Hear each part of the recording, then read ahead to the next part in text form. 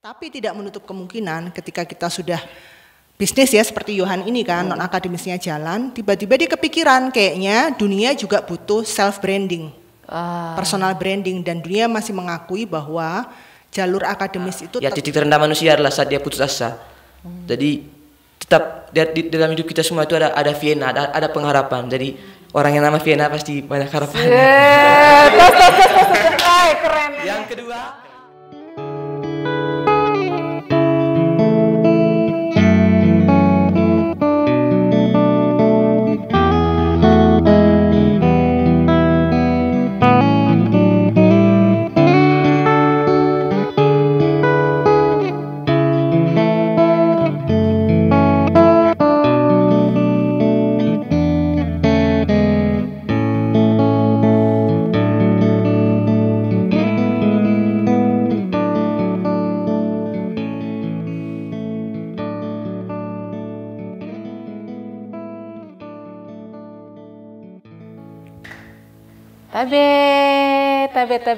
Tabe semua. Semoga di perjumpaan keempat kita di udara, ACKS semua, Inang Amang, Om Tanta, anak-anak semua di rumah dalam keadaan sehat, sejahtera, lahir dan batin. Kalau ada yang kurang sehat atau kurang nyaman perasaannya, mudah-mudahan cepat pulih dan kehadiran kami bisa sedikit menghibur.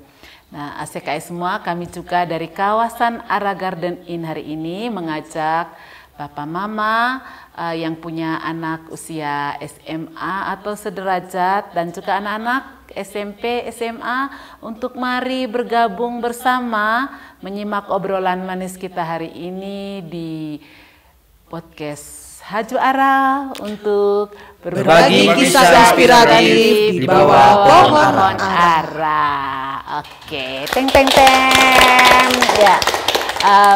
Hari ini di obrolan sore hari ini kita ada serombongan orang, ada kawan-kawan muda kita di sini, ada juga kawan-kawan yang tidak nampak di layar. Ya, ada Bapak Leo, ada Om Adeng, ada Mr. Ivan nanti akan masuk ke layar. Kemudian ada teman-teman Ara Garden, ada Om Pompi, musisi kita, dan yang nampak di layar di sini ada kawan muda kami, ada 2 orang, dan rekan senior Mama Lila di sini lebih muda sedikit dari Mama Lila, ada Mam Anggi, Bunda Anggi, dan sebentar bergantian dengan Pak Ivan.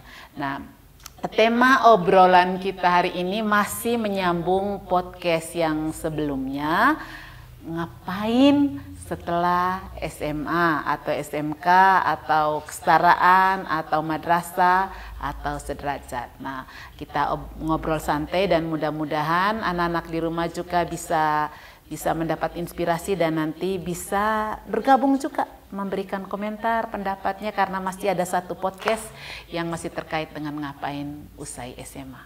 Oke, ini saya perkenalkan dulu, ada 2 kawan muda kita yang masih ganteng, anak-anak kami.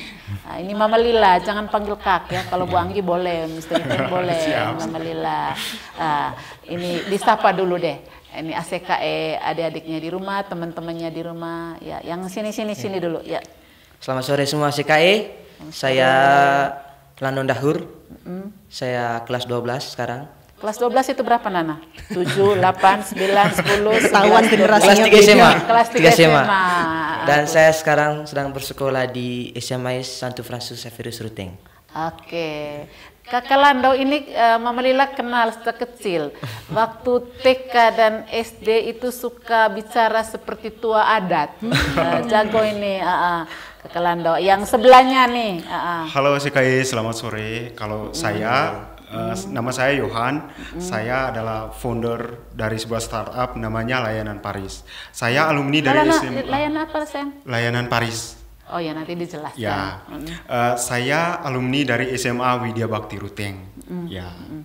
Sama-sama masih muda, masih fresh graduate ya, meskipun sudah lulus SMA, baru lulus masih segar-segarnya, masih bau SMA-nya masih ada. Nih, kakak Lando, Nana Lando ini sekarang kelas 12 ya tadi ya, persiapan untuk kuliah, persiapan menyelesaikan SMA. Kakak Lando, sekarang kan sudah kelas 3 SMA atau mungkin di kelas 1, 2 dulu.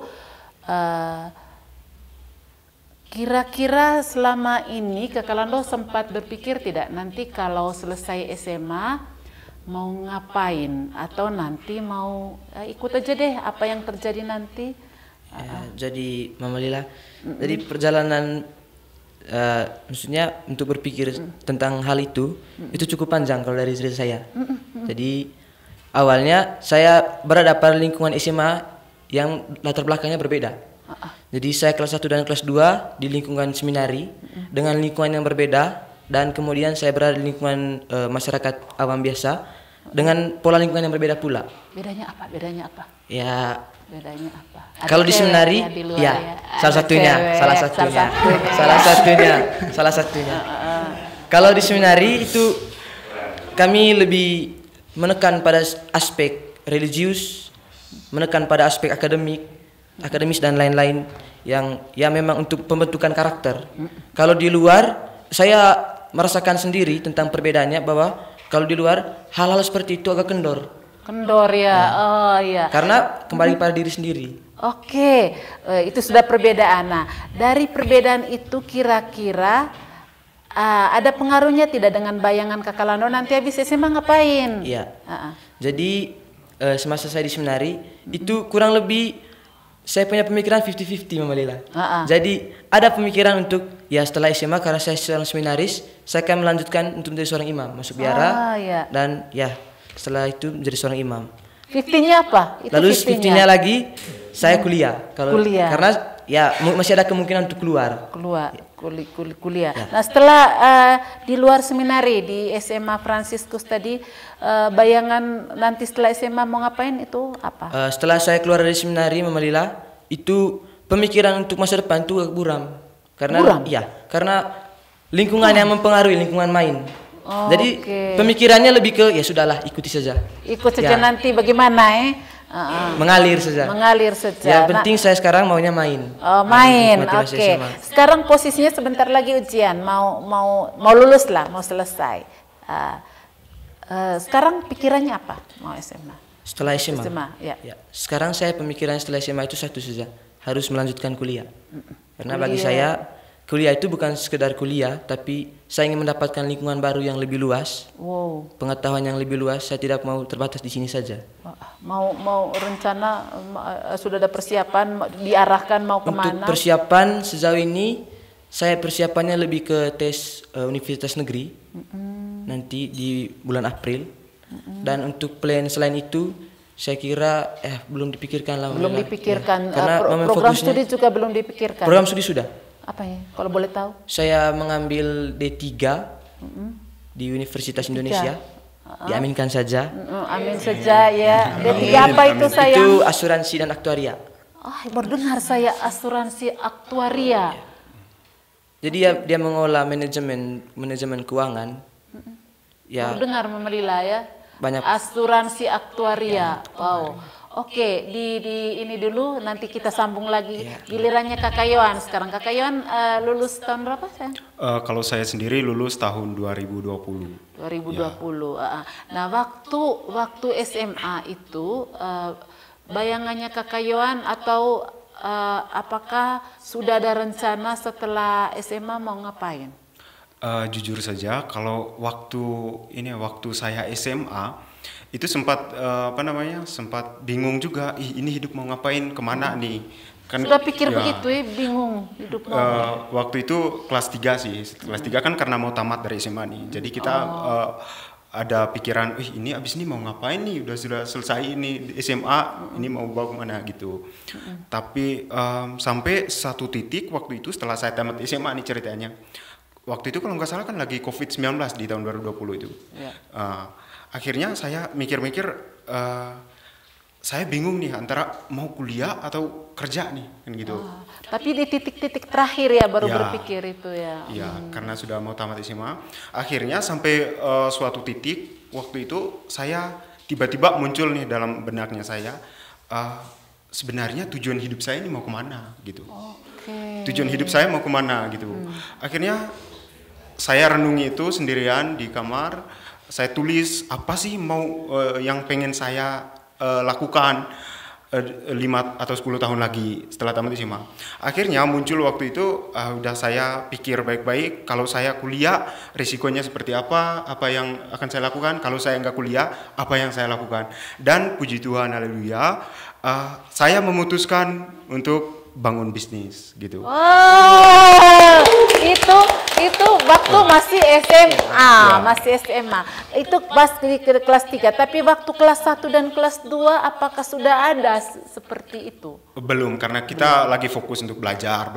Kita nggak ada bayangan untuk hidup ini ke depannya seperti apa. Gitu. Tetapi ada pengaruh dari orang tua, misalnya nanti pas terakhir kamu harus mempertimbangkan, kalau kuliah kan begini, kalau kerja kan begini. Ya tentu sebagai motivasi dari orang tua, kamu harus kayak gini, kalau kuliah itu begini, kalau langsung kerja tuh resikonya gini, gitu.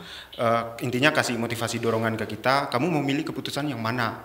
Kalau mau kuliah ya kuliah ini kita siap, tapi kalau mau kerja, bangun bisnis, udah kita ini. Ada ruang, tetapi ada ruang, boleh kuliah, boleh kerja, tidak ada situasi yang menekan kamu nggak boleh kuliah. Kalau Kakak Lando diberi bagaimana dari orang tua, ada ruang? Saya diberi ruang. Apa saja ya? Oke, berarti ruangnya ada semua. Nah, tadi ada ruang itu. Kemudian setelah SMA, Kakak Yohan tidak kuliah atau belum kuliah atau apa, tidak tahu ya. Nah, sekarang posisinya sekarang ngapain setelah kuliah? Setelah SMA? Ya, kalau setelah SMA, akhirnya saya waktu itu berpikir, udah saya pengen jadi pengusaha nih. Saya pengen jadi pengusaha, saya pengen buka lapangan kerja ke orang-orang. Setelah saya tahu tujuan hidup saya seperti itu, saya cari tahu tuh gimana caranya supaya saya bisa ke sana, cari jembatan. Jadi pengusaha itu seperti apa yang harus saya lakukan gitu, walaupun saya nggak kuliah gitu. Dan puji Tuhan kemarin di 2023 itu bisnisnya saya, layanan Paris, sudah bisa tembus omset di 30 juta. Layanan Paris, maaf, layanan Paris itu apa? Layanan Paris, sebelumnya kan namanya layanan pasir ya, termasuk Kak Anggi juga salah satu customernya. Layanan pasir. Ya, pasir itu kan pasar Impersruteng, itu ide pertamanya. Oh, saya kira pasir. Ya, karena banyak yang mengira pasir itu pasir bangunan seperti Mama Lila bilang. Akhirnya saya punya inisiatif, mending diganti Paris, pasar ikan dan sayur. Sebuah startup yang baru bangun beberapa tahun yang lalu gitu. Istilahnya itu seperti bukan anak kelas 12. Tetapi siapa yang memberikan inspirasi ini sama Kakak Yohan? Kalau itu sebenarnya dari diri saya sendiri. Saya waktu itu kan melihat, oh ini ada problem nih. Problemnya itu kan kita dilanda COVID-19. Kemudian di mana waktu itu kita kan nggak bisa keluar rumah ya. Maksudnya bisa, cuman kan ketat, takut corona gitu. Lalu saya berpikir, kalau kayak gini, ini kasihan kalau ibu-ibu yang susah untuk akses ke pasar dan lain sebagainya. Kita ciptakan sebuah jasa delivery dari pasar gitu. Dan puji Tuhan di tahun 2023 saya punya karyawan ada 3 orang, dan di tahun 2024 puji Tuhan juga saya bisa beli mobil sendiri. Wih, dari anak lulus SMA punya karyawan yang lulus sarjana. Kayak nih, kita dewasa ya. Itu berarti ini warna-warni kita. Di luar dugaan kita tadi ya, Kakak Lando menyebutkan program studi yang tidak pernah ditengar oleh Mama Lila atau mungkin sebagian orang di luar sana. Kemudian Kakak Yohan ceritanya lain lagi, kelas 12 sudah memikirkan tentang hidup dan langsung mengeksekusi jadi pengusaha. Jadi dia tidak hanya bercita-cita, dia mewujudkan cita-citanya setelah SMA. Ye, kamu tepuk tangan dong. Nah, dari cerita ini nanti sekarang saya menuju Mam Anggi. Di depan kita mungkin sebagian dari, kalau ibu-ibu guru TK PAUD se-Manggarai saya kira tidak ada yang tidak mengenal beliau. Tetapi karena banyak juga yang bapak-bapak yang tidak mungkin berurusan dengan anak-anak PAUD. Nanti Bu Anggi kenalan dulu deh, kasih salam. Iya, saya pikir tadi Bu Lila ACKE. Halo ACKE, Hai Juara ya. Pertama terima kasih sudah mengundang saya ke sini gitu ya. Tadi saya udah takut karena udah mau ditanya Bu Anggi lulus tahun berapa gitu. Gitu ya. Ternyata tidak lolos saya ya, karena beda generasi jauh sekali. Mereka Gen Z, saya Gen X. Jadi kalau kami gen yang lebih tua apa namanya? Milenial. Baby boomer. Itu udah beda generasi beda ya. generasi ya, cerita Iya. yang lain lagi. Jadi sebenarnya terkait dengan mereka berdua ya. Saya dulu SMA juga punya cita-cita yang tidak tercapai, tapi tercapai ketika saya dewasa gitu ya. Jadi podcast ini sangat menarik karena jangan sampai seperti saya gitu. Karena saya mengambil jurusan juga menurut saya salah gitu ya. Tapi ternyata Tuhan membawa sesuatu yang Sudah passion keliru di saya, awalnya, ya, tapi diluruskan gitu ya. Jadi hal akademisnya, background akademis saya dulu kuliah S1 agribisnis, nggak nyambung dengan yang sekarang. Tapi saya bekerja di NGO, ya. Ketemu suami saya, Cinta Lokasi yang bintang tamu Yang episode 1 ya. Episode 2 kali lalu. Itu akhirnya saya jatuh cinta dengan pendidikan karena waktu itu kami ke Sumba harus mengembangkan sekolah alam. Jadi kena ya, Iya. agribisnis dan Pertanian, sekolah alam. iya. Nah, saya jatuh cintanya bukan dengan pertanian, tapi dengan pendidikannya. Pendidikan Ya, pertanian, ya. Akhirnya sekolah lagi, ambil S2 PAUD. Ketika melatih guru-guru, orang tua dapat banyak pertanyaan tentang bagaimana mengelola perilaku anak yang seperti ini itu. Saya tidak punya banyak referensi. Akhirnya saya mengambil jalur non-akademis sertifikasi profesi, tapi bukan di bidang pendidikan, tapi di bidang konseling terapan atau kesehatan mental. Saya menjadi seorang certified play therapist. Play therapist. Jadi sekarang praktek sendiri di sebuah lembaga namanya Pelangi Narwastu yang ada di sebelah gereja Caonikit. Nah, di situ anak dari mulai usia 1 tahun sampai orang dewasa, semuanya dengan pendekatan bermain dan juga pendekatan secara psikologi gitu. Yang diterapi apa Bu Anggi? Itu tentang perilaku, mental dan juga emosi. Jadi orang-orang yang dari 4 tahun sampai orang dewasa yang memiliki gangguan mengelola emosi, perilaku dan juga mentalnya, termasuk anak-anak yang berkebutuhan khusus. Gitu. Wow, berarti ini sesuatu informasi yang luar biasa sekali. Nanti jadi kalau ada yang membutuhkan bisa menghubungi kami lebih lanjut gitu ya. Iya. Kita kembali ke topik tadi, menanggapi kisah anak berdua ini tadi, Ananda berdua. Iya, saya kagum ya dengan manusia yang unik gitu ya. Karena ketika jadi ketemu Yohan ini juga berkat di tengah pandemi. Ini manusia kok unik gitu karena terus terang masih SMA. Iya. Tapi senyumnya kayak pengusaha. Iya, saya kaget karena udah lama tidak ketemu. Yang ketemu adalah anak-anak buahnya yang ketemu saya nganterin belanja. Ternyata dia sudah jadi bos gitu ya. Bosnya. Iya, jadi saya tertarik kemudian ngobrol-ngobrol gitu ya. Nah, belajar dari kisah inspiratif mereka berdua sebenarnya ketika memilih ngapain setelah SMA itu banyak sekali jalurnya. Salah satunya adalah meneruskan ke perguruan tinggi. Perguruan tinggi itu juga banyak sekali jalurnya. Ada yang namanya universitas, ada yang namanya pendidikan vokasi ya, politeknik ya. Saya sekarang juga salah satu dosen di sebuah politeknik di Jakarta namanya Bentara Kampus. Ini salah satu, mohon maaf ya, saya juga sharing ya, supaya mungkin ada ACKE atau anak-anak yang berminat. Biasanya kan kalau politeknik itu di bidang teknik ya, informatika, tapi kalau ini adalah baru pertama kali di Indonesia tentang teknik ya, teknik politeknik tentang pendidikan inklusi dan juga kesehatan mental. Jadi ada D4 pendidikan inklusi dan juga pendidikan konseling terapan. Iya. Kayaknya kita seperti butuh itu. sekali, masih jarang sekali ya. Jarang sekali. Sama dengan yang diambil oleh Lando ya. Lando jadi tadi apa D3 asuransi. Asuransi aktuaria. Asuransi aktuaria, ya, masih iya, sulit untuk masih disebutkan sulit. untuk saya. Ya, jadi perguruan tinggi, universitas atau politeknik pendidikan vokasi atau sekolah kedinasan ya. Kalau itu bukan perguruan tinggi tapi ada ikatan kerja. Kemudian kita juga bisa memilih berkarir ya seperti Yohan. Yohan ini menciptakan wirausaha sendiri. Karena pilihannya sendiri. Karena pilihan. Bukan karena kepaksa. Iya, saya salut ya. Iya, luar biasa. Kemudian bisa juga memilih yang namanya ada bootcamp. Bootcamp itu semacam pelatihan khusus, keterampilan khusus ya. Dan itu akan nantinya disalurkan. Jadi dia dilatih oleh industri itu yang nanti akan menampung gitu. Kayak balai diklat gitu? Ya, dia kayak punya job connector. Jadi ketika dilatih, itu banyak sekali macamnya juga, nanti searching aja.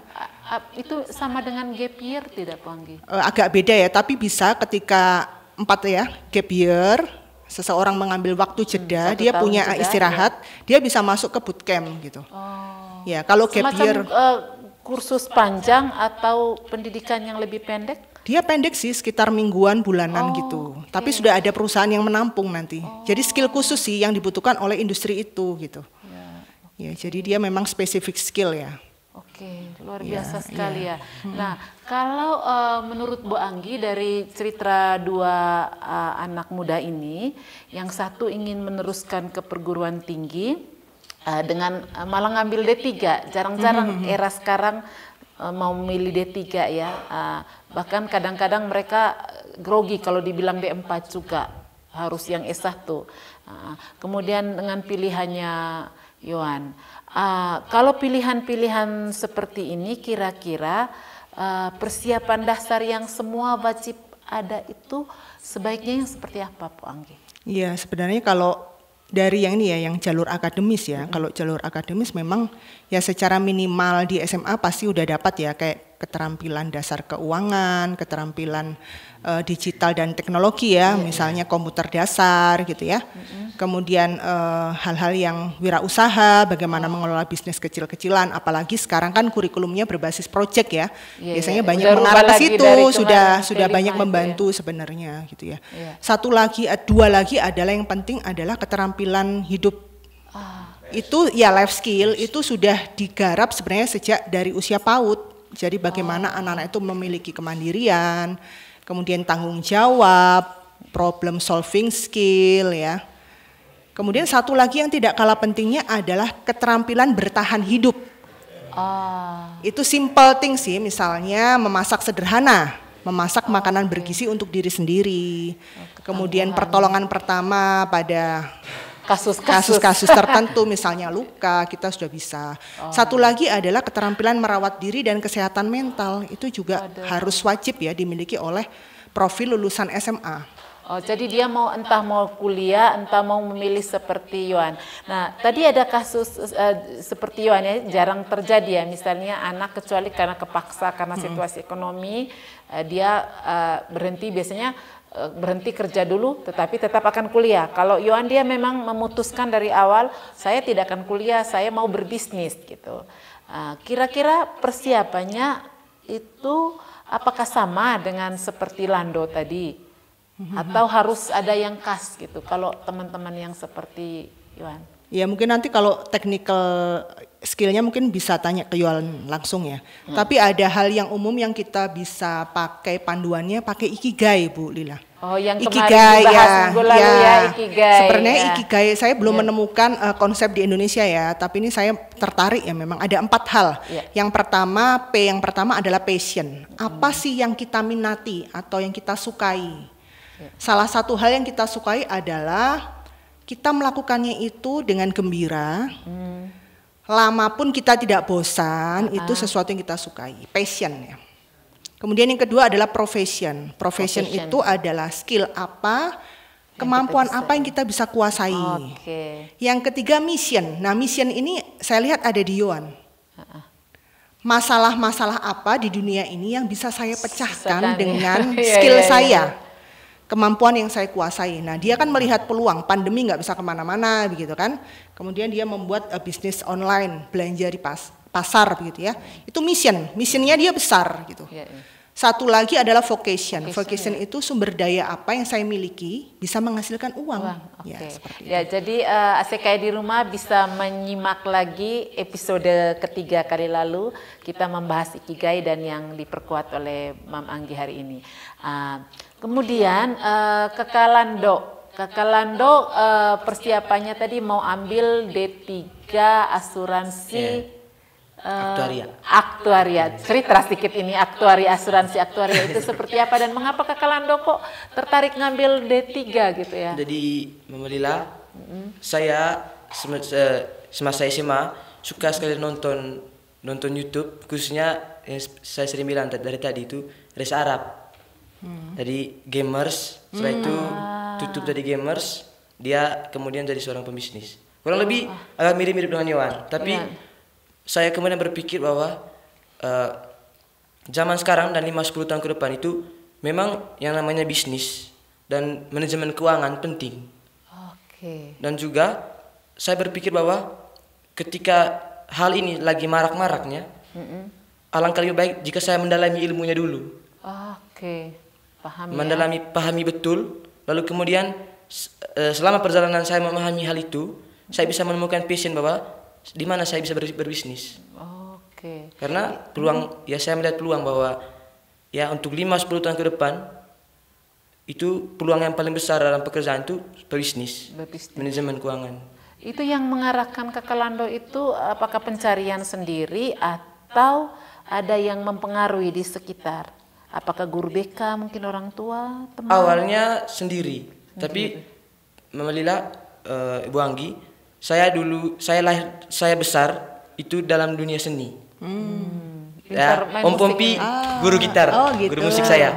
Jadi saya dari kecil suka bernyanyi, lalu SMP itu saya belajar main gitar dari Om Pompi. Soft skill itu kemudian berkembang lagi di seminari. Saya sempat berpikir untuk ambil ini. Sekolah musik? Ya. Tapi kemudian saya coba menekan ego, melihat situasi keluarga, melihat lagi situasi-situasi di lingkungan sekitar, di Indonesia khususnya juga, bahwa hal-hal seperti ini saya tidak perlu untuk sekolah. Ini bisa saya kembangkan secara otodidak. Dan saya kemudian berpikir bahwa ya saya ingin menemukan lagi sebenarnya apa passion lain yang bisa membawa saya pada pekerjaan-pekerjaan yang pasti.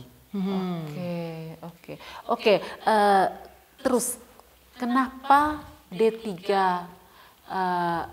asuransi apa tadi? Aktuaria. Maaf ya, kenapa memilih itu? Ya, sebenarnya pertamanya itu selain karena jurusannya, saya ingin mencari universitas terbaik. Ya ada nama branding dari universitas. Tadi sambil itu minum satunya. Kakak mau minum teh atau minum ini kelihatan minum air semua nih. Tidak apa-apa, saya suka minum air sedikit, tadi udah minum kopi. Sedikit lanjut Bang, saya tertarik dengan Kakak Lando. Tadi dia cerita bahwa dia hidup dengan background musisi, seni. Dia awalnya pingin seperti untuk melanjutkan ke sekolah musik, tetapi kemudian memilih yang lain karena tertarik dan karena misi tertentu tadi. Menurut Bu Anggi, kira-kira kemampuan yang satu itu atau dunia musik ini memiliki bisa punya pengaruh terhadap pilihan dia tidak yang untuk perguruan tinggi. Dia tidak memilih musik tetapi hidupnya sudah penuh dengan musik. Iya. Itu bagaimana tuh Bunda? Ya, atau sayang gitu, eman gitu? Ya biasanya sih nanti kalau ke depan, ini kan udah ketemu nih ya, maksudnya saya lihat Lando ini besarnya di mission karena dia melihat kebutuhan dunia yang mungkin asuransi gitu ya. Kemudian kalau terkait dengan musik mungkin Lando kuatnya di bakat. Biasanya nanti bisa malah diintegrasikan, siapa tahu malah menjadi inovasi kan, misalkan memasarkan asuransi lewat jingle misalnya kan, atau lewat musik gitu kan, jadi kan luar biasa. Ya, jadi itu kadang-kadang integrasi bisa diintegrasikan. Jadi seperti mungkin Bu Anggi tadi ya, masuk dunia pendidikan paling tidak ilmu-ilmu bisnisnya kepake juga ketika mengelola sekolah alam. Jadi jadi jangan terlalu berpikir nanti karena demi misi tadi musiknya hilang. Bisa dipakai ya, tetap diasah. Kemudian tadi dari kakak Yohan nih. Kakak Yohan nanti ada rencana tidak misalnya mau kuliah atau mengambil kursus tertentu, misalnya kursus bisnis supaya lebih mengikuti zaman, atau mau mengelola ini dalam waktu yang lama? Kalau dari saya sendiri sih lebih ke kayaknya saya memperdalam ilmu bisnis, kayak ikut workshop gitu, ikut kelas-kelas bisnis supaya ilmunya semakin ini biar bisnisnya saya bisa berkembang gitu.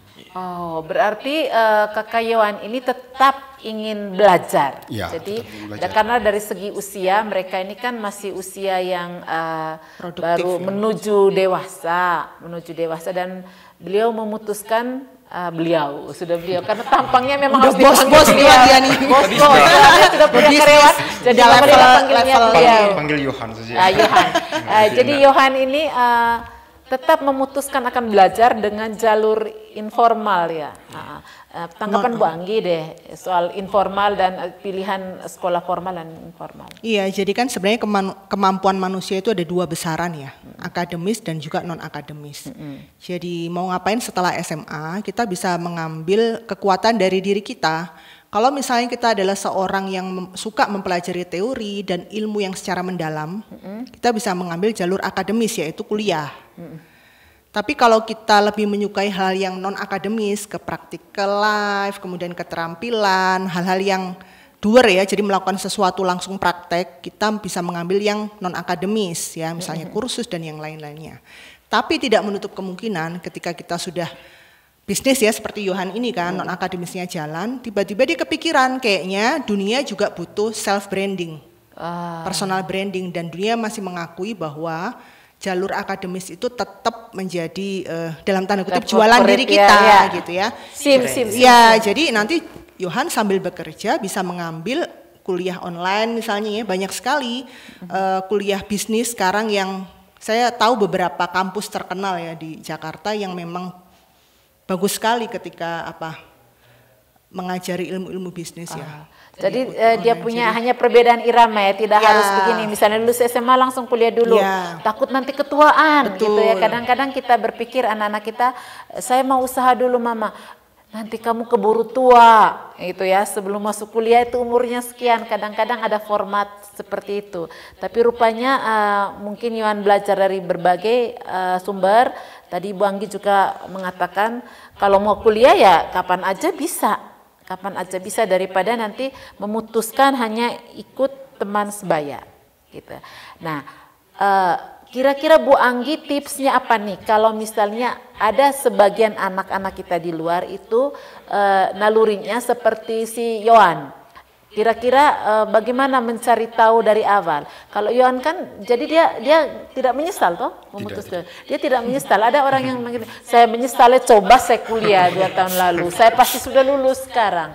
Nah, bagaimana tips atau misalnya seperti Lando nanti biar misalnya tes yang dia mau ini gagal, katakanlah tes masuk perguruan tinggi, ada pilihan-pilihan lain mungkin. Nah, bagaimana anak-anak ini dipersiapkan untuk membuat keputusan seperti ini gitu. Kalau ini kan kayak alamiah, otodidak ya persiapan. Nah di luar sana kan ada suka itu tapi takut. Tidak semua loh yang berani keputusan saya lulus SMA jadi pengusaha atau saya seperti saya ngambil D3 bukan universitas gitu. Gimana tipsnya Bang? Iya, jadi yang pertama kenali diri kita ya. Passion itu sebenarnya bisa ditemukan ketika kita sudah melakukan banyak eksplorasi baru kita ketemu passion. Kayak saya kan begitu, terbalik sebenarnya. Jadi saya itu bereksplorasi, mencoba banyak hal baru saya ketemu passion saya. Kalau Yohan ketemu passionnya dulu, baru dia bereksplorasi, oh saya kayaknya udah bisnis, saya mau ambil jalur kuliah gitu ya. Jadi bisa dibalik-balik itu. Yang penting adalah kita itu merasa bahwa apa yang kita kerjakan adalah apa yang kita suka dan yang kita kuasai dan itu bisa berdampak ya, menjadi berkat juga. Kita bisa berkontribusi ya dengan apa yang kita miliki untuk memecahkan ya masalah di dunia ini gitu ya. Karena sebenarnya era society 5.0 yang sekarang itu sebenarnya kalau dulu yang sebelumnya 4.0 itu kan manusia digantikan oleh teknologi. Tapi kalau yang 5.0 itu justru manusia dan teknologi itu bekerja sama. Kalau gitu. saya suka bacanya 5.0. Iya. 5.0. Jadi justru bekerja sama. Jadi kalau tipsnya dari saya sih sebenarnya ya, kenali diri kita dengan baik. Kalau masukan dari orang lain boleh, tapi yang menentukan jalur hidup kita adalah kita, gitu ya. Saya ingat satu kisah Bu Lila. Ini filosofinya adalah keretakan, keindahan dalam keretakan. Jadi ada namanya Kintsugi Ball. Kintsugi Ball itu satu seni Jepang lagi ya. Jepang lagi. Saya banyak terinspirasi oleh budaya Jepang.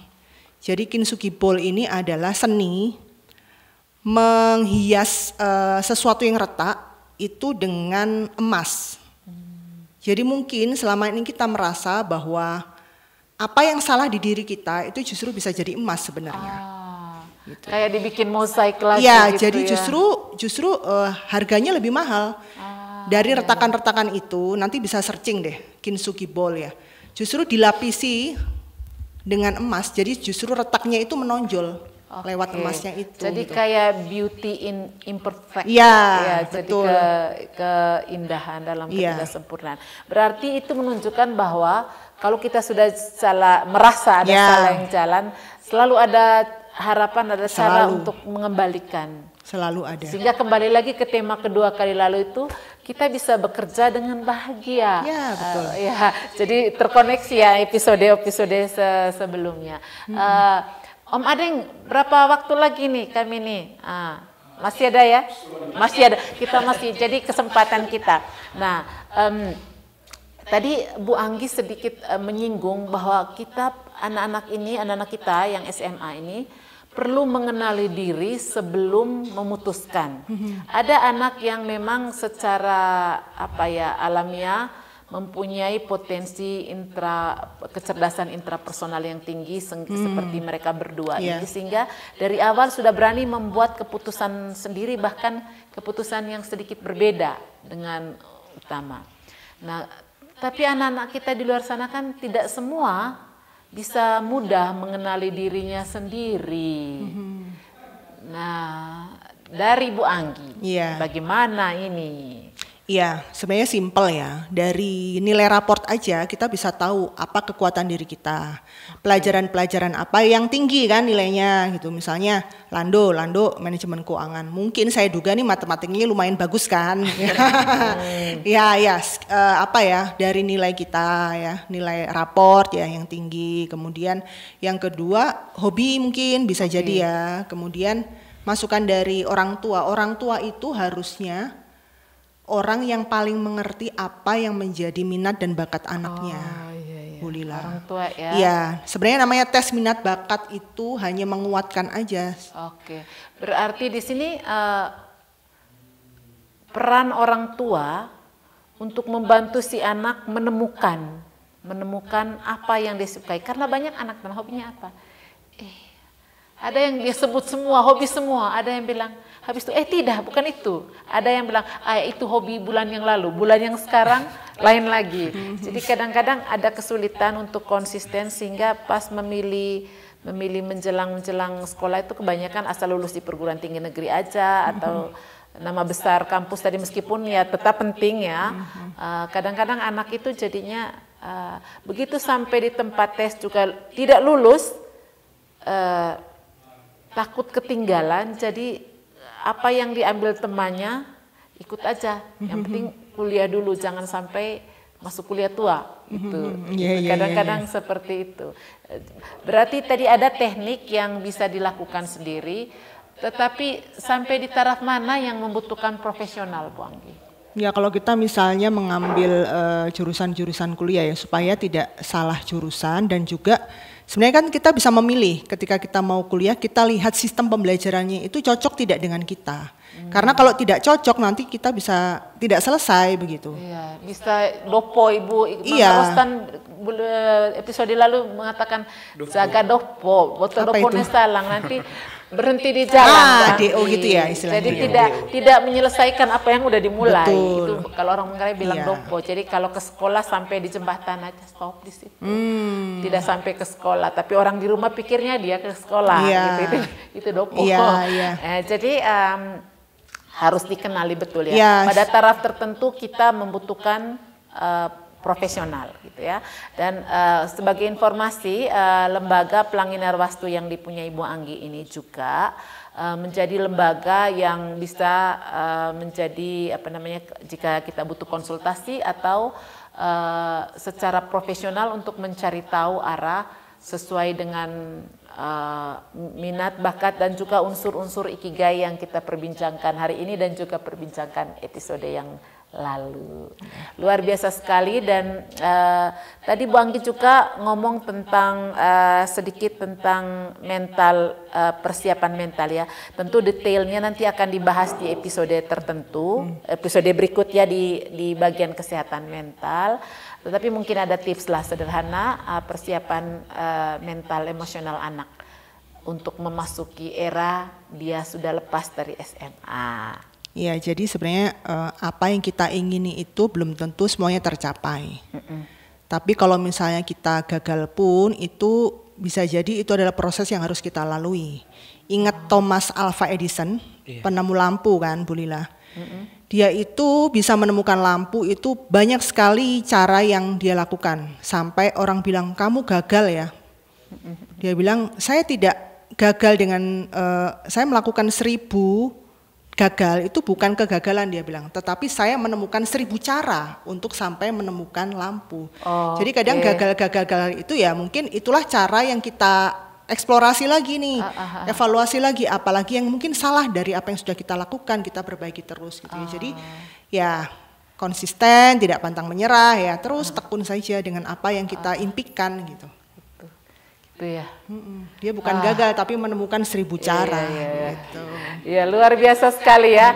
Ya nanti akan kita bahas lebih lanjut mengingat di usia SMA atau sederajat tadi itu ada campuran hormonal, ada campuran misi yang sangat tinggi, ada campuran apa namanya ya, sesuatu dari dalam yang membingungkan dirinya sendiri juga ya tadi. Jadi nanti mungkin Bu Anggi bisa membantu teman-teman yang membutuhkan bantuan, Bapak Mama di rumah juga jangan sungkan untuk mempersiapkan anak-anak kita secara lebih baik.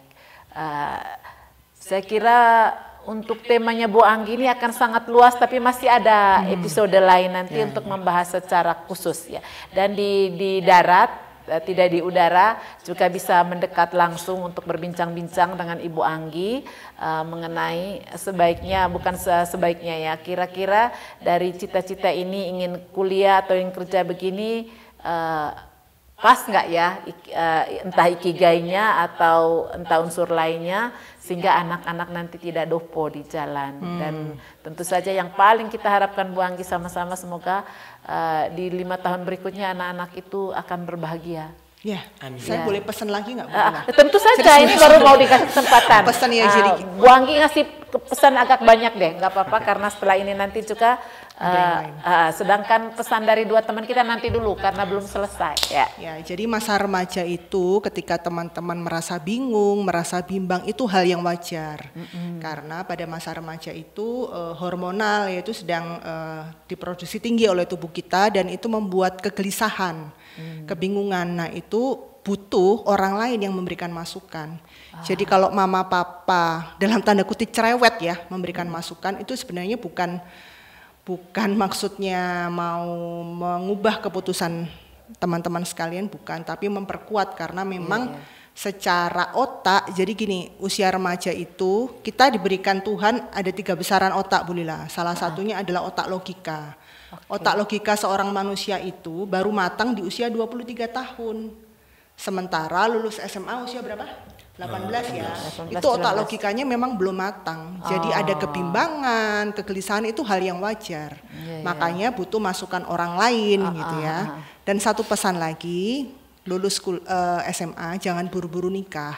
Makanya kenapa makanya kenapa tidak boleh ada pernikahan dini. Karena otak logikanya belum matang. Bayangkan. Dan yang lebih dulu berkembang adalah otak emosinya. Makanya bayangkan ketika otak reptil juga itu pertama otak emosi. Makanya bayangkan ketika itu terjadi pasti mungkin ya rumah tangganya diwarnai dengan emosi seperti itu. Tapi kalau misalnya saya tidak tahu yang namanya jalan hidup orang beda-beda ya Bu Lila. Kalaupun itu terjadi kan tidak menutup kemungkinan juga setelah mungkin menikah mau melanjutkan jalur akademis masih bisa kuliah masih bisa, setelah kalau sudah menikah atau menjadi single parent di usia remaja itu tidak berarti tidak mengembangkan diri ya Bu. Iya, tetap kita mesti, jadi gini, peran menjadi ibu itu adalah peran, tapi diri kita dengan diri kita itu harus kita temukan. Itu harus tetap ada, karena kalau tidak nanti kita akan mencari-cari itu terus. Manusia itu akan haus di situ, meraih impian itu. Jadi nanti, jangan kalah dengan keterpurukan gitu ya. Harus ada waktu di dunia ini kita mesti bahagia. Iya, bahagia menemukan passion kita ya, seperti 2 manusia unik ini yang saya bilang tadi. Luar biasa sekali. Luar biasa sekali, saya kira semua di rumah sudah menyimak dengan dengan baik.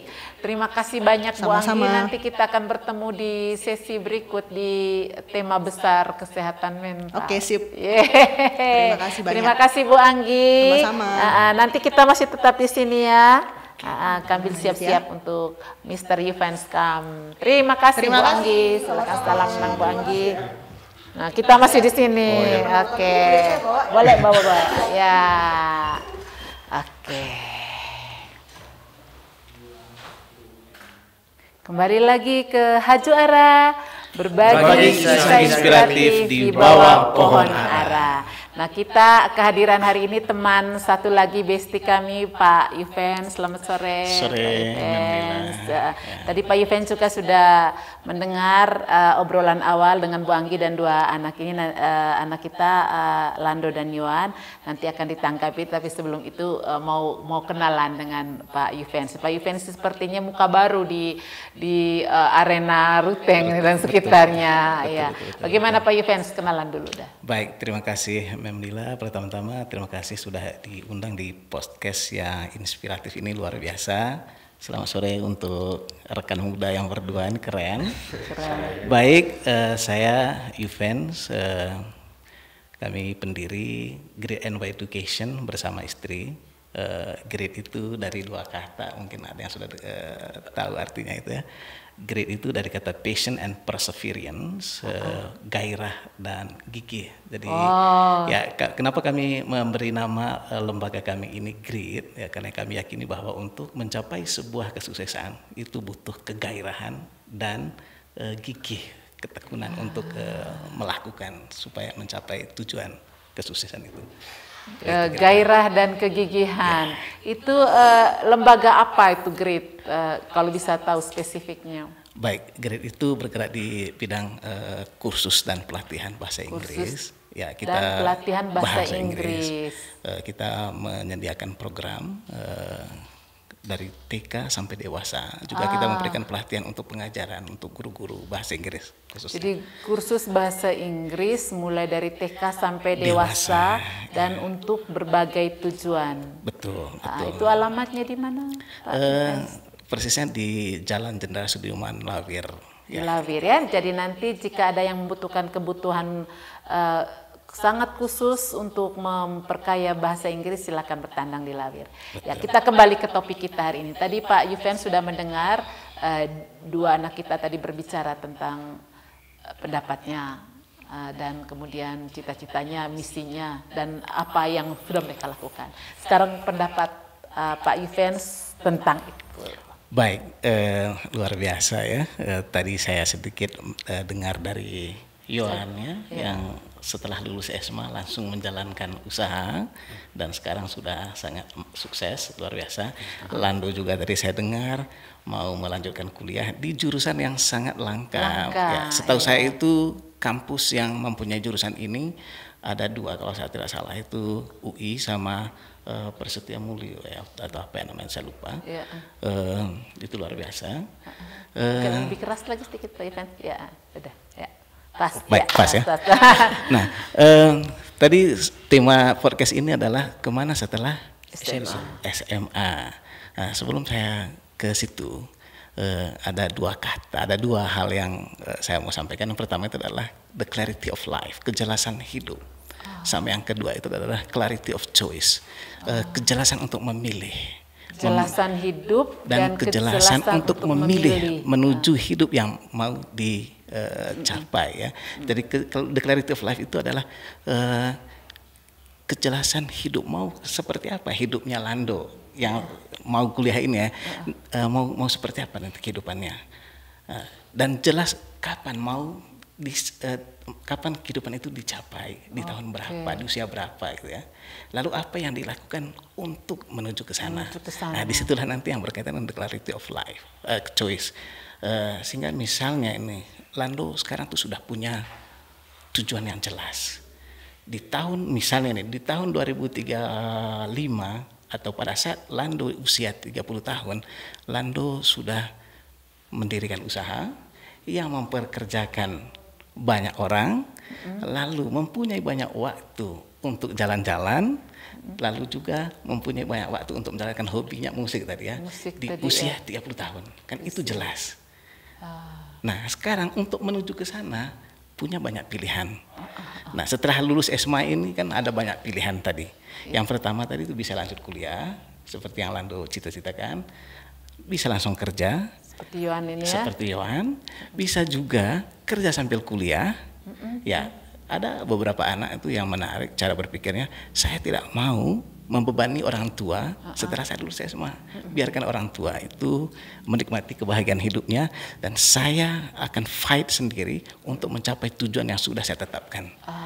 Itu caranya bagaimana itu? Nah, caranya tadi itu sudah tetapkan tujuan hidupnya tadi, menjadi pengusaha di usia 30 tahun, mempekerjakan banyak orang, punya banyak waktu untuk menjalankan hobi, bisa jalan-jalan. Nah, maka caranya adalah berarti saya harus kuliah dan juga sambil kerja, karena mereka tidak mau membebani orang tua lagi setelah lulus SMA. Maka caranya adalah kerja sambil kuliah. Nah, kan ada banyak kampus yang menawarkan kelas karawan ya. Kelas karawan. Nah, itu yang ketiga. Lalu ada yang langsung berwirausaha. Seperti Yohan lagi nih. Ya. Nah, lalu ada lagi satu istilahnya itu gap year. Jadi ada 1 tahun itu seperti tadi Mem Anggi sampaikan itu kursus. Ambil kursus tertentu dan mengikuti pelatihan-pelatihan. Lalu setelah itu mungkin menjalankan usaha. Setelah menjalankan usaha, setelah usahanya settle, baru kuliah. Bisa juga begitu. Jadi pilihannya ada begitu banyak pilihan. Kalau seperti Yohan tadi, setelah usahanya sudah mulai jelas arahnya, stabil, Yohan mengambil workshop, pelatihan, tapi tidak dalam bentuk kuliah, jadi informal. Itu bagaimana? Ya, pilihannya bisa sangat banyak, bisa ikut pelatihan, bisa juga kuliah. Kalau usahanya sudah settle ya, sudah sistemnya sudah jalan tanpa harus dia hadir di situ, dia bisa kuliah. Nah, kuliah itu bisa kapan saja. Nah, yang terpenting bahwa itu tadi clarity of choice itu. Clarity of choice and clarity of life. Of life gitu ya. Jadi itu tadi ada kaitan dengan passion dan betul. Dan gairah dan kegigihan. Betul. Coba bisa dijelaskan yang gairah yang bagaimana, yang kegigihan bagaimana, dan bagaimana di konteks anak yang mau lulus SMA. Betul. Nah, jadi pasti mereka itu punya alasan untuk memilih jalur menuju ke tujuan hidup yang mereka impikan tadi. Nah, jadi bukan soal setiap pilihan itu sama-sama bagus, tidak ada yang lebih bagus, tidak ada yang buruk. Tetapi di sini soal komitmen dan konsisten dalam menjalankan itu. Jadi untuk mencapai sebuah kesuksesan menurut saya itu bukan ditentukan kita kuliah di kampus mana, tetapi sangat ditentukan oleh seberapa keras kita bekerja dan seberapa keras juga kita bisa berinovasi. Jadi kalau sekedar kerja keras itu juga tidak cukup. Jadi kerja keras dan inovasi. Combine. Ya, keren lagi kalau kerja keras untuk berinovasi. Ya, itu keren. Lain lagi. Kerja keras untuk berinovasi. Nah, jadi bukan soal tadi saya harus kuliah setelah lulus SMA atau langsung kerja atau kerja sambil kuliah atau lain-lain. Ya, poinnya adalah kerja keras dan inovasi, lalu komitmen menjalankan itu sama konsisten. Kalau hanya komitmen doang itu juga hanya akan sia-sia ya. Jadi harus konsisten. Nah, konsisten dalam menjalankan ini maka dibutuhkan yang namanya tadi grit itu. Grit itu gairah. Gairah itu adalah semangat untuk melakukan hal yang kita pilih itu. Nah, lalu kemudian gigih. Gigih ya tentu dalam menjalankan proses itu pasti akan ada banyak hambatan, ada banyak tantangan. Nah, jadi ya kita harus resilience di situ, harus resilient, ketangguhan dan kegigihan untuk menjalani proses itu, termasuk melewati berbagai macam tantangan selama menjalankan proses. Nah, jadi menarik sebuah penelitian uji coba ya, salah satu ilmuwan Prancis namanya itu Jean-Henri Fabre, itu tahun 1870-an. Beliau ini mengumpulkan beberapa ulat Nah, lalu dia membuat ulat ini berbentuk lingkaran, di mana ulat yang paling depan nanti menyentuh bagian belakang dari ulat yang paling belakang. Nah, lalu ulat ini berjalan melingkar begitu, lalu beliau menyimpan makanan ulat itu di tengah lingkaran ulat tadi itu. Ulat ini terus berjalan sampai kelelahan, akhirnya mati. Padahal di tengah mereka tadi sudah disimpan makanannya. Nah, apa kaitannya dengan pilihan hidup kita ya? Nah, jadi kalau seandainya kita mengikuti apa yang sudah terjadi, mengikuti kebiasaan-kebiasaan orang atau mengikuti ya yang menurut itu hal-hal yang jadi akhirnya kita akan terjebak. Nah, akhirnya kita akan kesulitan untuk melihat peluang. Padahal ada peluang, tetapi karena kita mengikuti arus ya, akhirnya kita kehilangan tidak punya kesempatan untuk melihat peluang. Jadi gairah dan komitmen. Nah, untuk usia anak SMA atau ya sederajat tadi, bagaimana mengetahui atau mempersiapkan gairah dan komitmen yang tadi Pak Yufens sampaikan? Nah, yang pertama tadi itu menetapkan tujuan hidup itu ya. Jadi versi hidupnya Lando, versi hidupnya Iwan di usia 30 tahun ke depan, di usia 30 tahun atau di usia berapapun, ya itu harus ditetapkan dulu. Siapa yang membantu menetapkan? Apa dia sendiri atau nanti ada dibantu oleh profesional itu lagi? Jadi memang akan sangat bagus kalau misalnya dibantu oleh profesional seperti tes minat dan bakat itu misalnya untuk mengenal potensi diri, karena ya belum tentu kita mengenal potensi diri kita. Nah, jadi ada yang ada 4 ruang itu ya dalam hidup itu. Yang pertama itu adalah kita kenal siapa diri kita, tapi orang lain tidak kenal. Lalu ada yang kita tidak kenal tapi orang lain kenal. Ada yang orang lain tidak kenal, kita juga tidak kenal, yang tahu itu hanya Tuhan. Tertur. Nah, jadi itulah misterinya gitu ya, misterinya. Jadi itu hanya akan terbuka dengan berdoa mungkin ya. Nah, jadi peta-peta itu bisa dipakai sebagai petunjuk untuk mencari tahu anak-anak kita. Sehingga nanti kita mungkin sekarang mudah ya untuk mencari tahu potensi itu sebenarnya, bisa tadi melalui ahlinya, bisa juga kita bisa baca sendiri, bisa juga mengenal sendiri ya apa hobi saya, apa bakat saya. Jadi kita harus tahu apa hal yang saya senang lakukan. Lalu kita lihat apakah hal yang saya senang lakukan ini punya bermanfaat nggak buat orang lain. Lalu punya potensi nggak untuk menghasilkan uang? Kembali ke ikigai kembali ke ikigai. Nah, jadi senang kita lakukannya dan bermanfaat bagi orang lain dan punya potensi untuk menghasilkan uang, itu sudah terjawab sebenarnya. Jadi ada tahap tertentu yang bisa dijawab memang. Ada tahap tertentu yang masih diperkirakan akan dicapai pada usia sekian. Betul. Tadi ya. Jadi harus ada road map-nya gitu ya. Ada semacam map yang dinikmati selama proses dan yang akan dicapai pada taraf tertentu. Jadi tentu tadi kita memilih jalur yang mana setelah lulus SMA itu harus mengantar kita ke tujuan yang tadi sudah ditetapkan. Ada satu buku yang pernah saya baca itu menarik itu ya. Judulnya itu Tuhan, inilah proposal hidupku. Tuhan, inilah proposal hidupku. Jadi dalam buku itu Tuhan, inilah proposal hidupku. Nah, buku itu ditulis salah satu motivator juga pengusaha juga seorang dosen di Indonesia, itu keren. Dia menyampaikan begini dalam bukunya itu. Jadi kita ini aneh. Jadi untuk menyelenggarakan sebuah kegiatan yang durasi hanya 2-3 hari, kita membuatnya proposal itu dengan begitu rapi. Kenapa untuk kehidupan kita yang lamanya puluhan tahun, mungkin ratusan tahun juga, itu kita tidak pernah membuat proposal.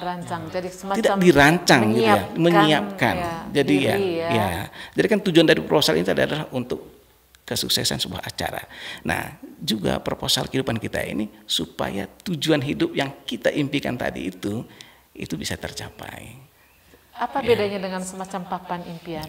Nah, itu bahasa lainnya. Bahasa lainnya. Jadi kayak dulu kami Ya. Pak Yuvens tulis di papan tulis nih, di Ya. waktu di kos-kos yang sederhana. Betul. Jadi kadang-kadang pingin punya sepatu yang bagus, yang tidak mungkin dibeli. Betul, Kami ambil fotonya itu, kami tempel di dinding. Jadi itu semacam proposal hidup. betul. One day saya harus punya sepatu ini.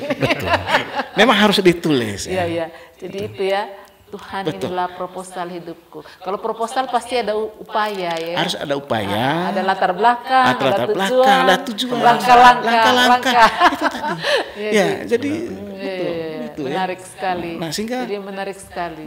sehingga menentukan pilihan setelah lulus SMA itulah prosesnya. Jadi latar belakangnya tadi apa, lalu Tujuan dan langkah-langkah. Itu langkah-langkah tadi ya Tidak menentukan. proposal kosong ya.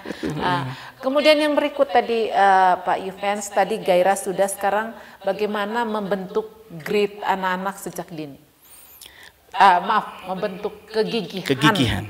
Grit tadi terdiri dari dua ya, gairah dan kegigihan. Nah, tadi gairah udah, sekarang kegigihannya dibentuk dengan cara apa? Ya, kalau seandainya sudah mempunyai cita-cita itu, sudah tetapkan cita-citanya, itu pasti akan dengan tersendirinya itu muncul kegairahan untuk mencapai itu. Jadi karena kalau misalnya tidak dilakukan, maka mimpi yang kehidupan yang diimpikan itu tidak akan terwujud. Jadi dilakukan Ya, itu bentuknya ya. Langkah-langkah proposal tadi ya. Itu tadi. Jadi itu gigih ya. ya, jadi konsisten, gigih melakukan itu ya. Karena kalau misalnya kita tidak gigih melakukannya, maka kehidupan yang diimpikan tadi itu tidak akan tercapai. Langkah-langkah proposal tadi tidak sampai. Jadi kita harus selalu kembali ke tujuan saya hidup ini apa. Jangan sampai ya, memang banyak orang yang mengatakan bahwa ya hidup ini biarkan saja mengalir seperti air. Toh ujungnya nanti akan berakhir ke laut. Nah, jadi ya oleh karena itu ya, karena kehidupan kita ini mengalir, ya paling tidak sebelum ending ke dunia akhirat, paling tidak air itu dalam perjalanan menuju ke air kehidupan kita sebelum berujung ke dunia akhirat itu ya, paling tidak ada bermanfaat dalam proses belok ke sawah, bak ikan, orang mandi. Nah itu jadi paling tidak ada kemanfaatannya. Jadi tidak hidup begitu tidak saja. Mengalir begitu saja. Nah, jadi maka supaya dia bermanfaat, kitalah yang membuatkan selokan atau apa ya, supaya air ini mengalir dengan arah yang jelas, lalu kemudian bermanfaat. Asana hidup. Ada pertanyaan. Ada pertanyaan, Lando. Ya. Jadi, cepat Lando, ini sudah waktunya nih. Jadi Mr. Juven, kan memang penting ya, istilahnya be yourself. Ya. Kita mencari diri sendiri dan mencari jati diri kita. Betul. Tapi kan maksudnya setiap orang dengan latar belakang masing-masing, dan juga salah satunya latar belakang ekonomi. Di setiap keluarga memiliki ekonomi berbeda. Ada kasus-kasus tertentu di mana ketika seorang anak ingin memutuskan dia punya pilihan dengan passion yang dia miliki, hal yang dia suka. Mr. Zufin pernah bilang ke saya, Mama Lila, bahwa bekerjalah untuk diri sendiri atau untuk kebahagiaan sendiri. Itu baru bekerja, Mister. Kalau tidak salah yang pernah Mister sampaikan pada saya. Tapi ada di mana kasus tertentu bahwa anak-anak dituntut untuk menekan ego mereka, menekan hal yang mereka sukai, untuk melihat realita bahwa kalian harus bisa bekerja untuk memenuhi kebutuhan keluarga. Kebutuhan hidupmu sendiri lah ya. Tanggungan. Yang orang bilang tagihan. Yang orang bilang sekarang itu sandwich generation, begitulah maksudnya ya. Memang itu tidak bisa dipungkiri ya, realita kehidupan kita mungkin di Indonesia. Jadi di mana anak pertama, apalagi anak pertama, kalau sudah sukses harus menanggung, harus menanggung adik-adiknya. Itu hal yang luar biasa sih sebenarnya juga ya.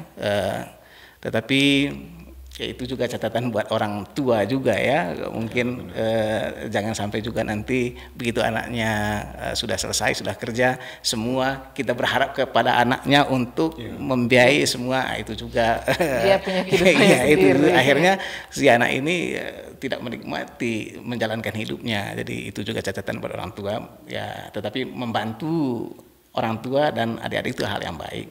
Ya, tetapi kalau kita menjadi tumpuan, itu juga akan menjadi masalah terhadap hidup kita ya. Karena ada beberapa teman yang mengorbankan hidupnya hanya untuk membiayai keluarganya. Ya, tapi nanti mungkin Ya. itu di sesi yang parenting yang lainnya. Ya, Tapi mungkin pertanyaan Lando tadi bagaimana mempertemukan antara hidupnya sendiri, realitas sendiri tadi dengan mempertemukan dengan realita, katakanlah realita situasi ekonomi dengan dia punya misi pribadi, hidup tujuan pribadi. Nanti itu mungkin menjadi bagian dari pesan sebentar.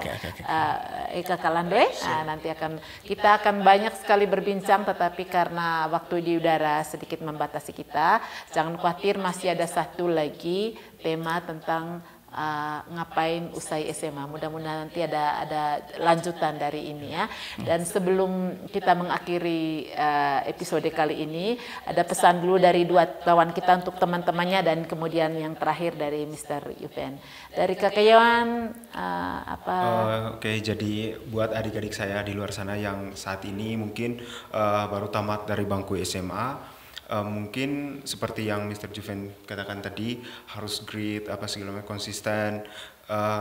Teman-teman semua atau adik-adik saya mungkin harus punya tujuan hidup yang jelas. Saya hidup ini maunya kemana gitu. Kemudian cari tahu gimana caranya supaya bisa sampai sana gitu. Jadi intinya apalagi kita hidup di era digital sekarang yang dimana kita dituntut untuk berkreatif, inovasi dan lain sebagainya. Artinya jangan pernah takut untuk mencoba-cobai hal-hal baru gitu. Karena kesalahan itu adalah pembelajaran terbaik atau guru terbaik untuk kita bisa melangkah lebih jauh. Bijaksana sih Yohan. Kakak Lando, boleh bahasa Manggarai Kakak Lando, jago dia, jago. Yo, mari. Jago dia. Boleh bahasa Manggarai, boleh. Kalau dari saya dua, Mama Ila. Yang pertama itu ada lagu dari Billy Joel, judulnya Vienna. Bagaimana nyanyi sedikit. Saya ambil liriknya saja. Liriknya begini: Dream on, but don't imagine they all come true. Jadi ya bermimpilah sebanyak mungkin, tapi jangan pernah bayangkan bahwa semuanya akan tercapai. Bermimpi tapi kita harus melihat realita. Dan Vienna itu arti dari kata Vienna itu adalah kata yang artinya adalah pengharapan. Jadi teman-teman semua jangan pernah putus asa, karena ya titik terendah manusia adalah saat dia putus asa. Jadi tetap di dalam hidup kita semua itu ada Vienna, ada pengharapan. Jadi orang yang nama Vienna pasti banyak harapan. Keren. Yang kedua, masih ada satu lagi. Untuk teman-teman semua seperjuangan saya yang akan melanjutkan pendidikan di mungkin langsung kerja atau ya banyak, cari apa itu arti kebahagiaan. Karena bagi saya kebahagiaan bukan uang, bukan lain-lain, tapi komunikasi yang baik. Kalau anak begini mah sudah tercapai misi ayah dan ibu. Ya, luar biasa sekali pesannya Ide Ponenai. Sanggen yang nonton itu, Mam Anggi tahu Ide, resapkan di hati. Ide Ponenai pesan kaum muda. Dan yang sebelum menutup kita dengar pesan dari Mr. Ivan untuk anak-anak kita di rumah. Oke, baik. Ada penelitian di Harvard Business School. Dosen itu menanyakan ke angkatan yang sudah mau wisuda 3 pertanyaan begini: apakah Anda sudah punya rencana yang spesifik setelah Anda lulus? 3% menjawab bahwa mereka itu sudah mempunyai rencana yang spesifik dan menuliskan rencana itu dalam buku harian mereka. Lalu kemudian 13% menjawab sudah punya rencana yang jelas tetapi mereka tidak menulisnya di buku. Lalu 84% menjawab belum punya tujuan yang jelas. Akhirnya 10 tahun kemudian dosen ini kembali menginterview, bertanya kepada mahasiswa atau alumni tersebut. Lalu yang 13% income mereka itu 4 kali lebih besar dari yang 84% yang tidak mempunyai alasan. Dan yang mengejutkannya adalah yang 3% yang punya tujuan spesifik lalu kemudian menulisnya itu 10 kali lebih besar income dari yang 13% yang punya rencana yang jelas tetapi tidak dituliskan. Nah, lalu yang kedua, itu pesan yang kedua ya, saya melalui ada mungkin kita kenal Michelangelo, itu pembuat patung Pieta ya. Maria Bunda Maria gendong Yesus. Beliau mengatakan begini, kesalahan yang sering kita lakukan adalah, atau kesalahan manusia adalah mencapai kesuksesan yang rendah. Itu adalah kesalahan menurut beliau. Kesalahan adalah mencapai kesuksesan yang rendah, bukan gagal mencapai kesuksesan yang besar. Ulang ya. Jadi ya, kesalahannya adalah kita mencapai kesuksesan yang rendah, bukan terletak pada kita gagal mencapai kesuksesan yang besar. Berarti kesuksesan lebih besar meskipun gagal. Meskipun gagal, iya. Betul ya, karena di situ kita itu kan sudah menetapkan tujuan yang besar gitu ya, yang besar ya. Lalu kita pasti mengikuti prosesnya, walaupun gagal ya. Paling tidak ya kita harus kembali ke itu tadi ya, untuk mencapai kesuksesan yang besar itu kembali ke tadi grit itu ya, sama ikigai ya, gairah dan kegigihan. Sama kalau bahasa filosofi Jepang itu ikigai tadi itu ya. Jadi alasan menjalankan hidup. So, apa alasannya untuk menjalankan hidup? Terima kasih, luar biasa sekali perbincangan hari ini, sangat bermakna, dan makin kesini sepertinya Haju Ara makin menarik. Dan kita masih satu episode lagi tentang ngapain usai SMA. Terima kasih banyak Bu Anggi, Wanggi, terima kasih Pak Yuvens, terima kasih, dan juga dua narasumber. Ini sudah jadi narasumber. Terima kasih Kakak Yohan, sukses untuk usaha dan amin. Proses belajar selanjutnya, dan Kakak Lanjo juga terima kasih, satu utangnya belum bisa torok di sini, Mama Lila mau dengar lagi karena itu very specific skill. Terima kasih banyak, sukses untuk semuanya. Iya, kita jumpa lagi di Haju Ara, berbagi kisah inspiratif di bawah pohon ara. Tentang lagi tos dulu ya.